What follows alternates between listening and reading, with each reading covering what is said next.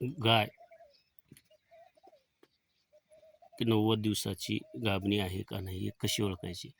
तर गाय ही 90 दिवसाची गाभण असेल तर गाय ओळखण्याचं एक साधं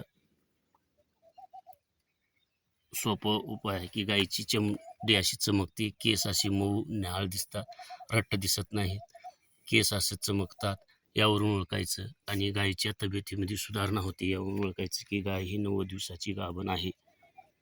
आणि गाय तयार आराम दिसते, रट दिसत नाही, खराब दिसत नाही.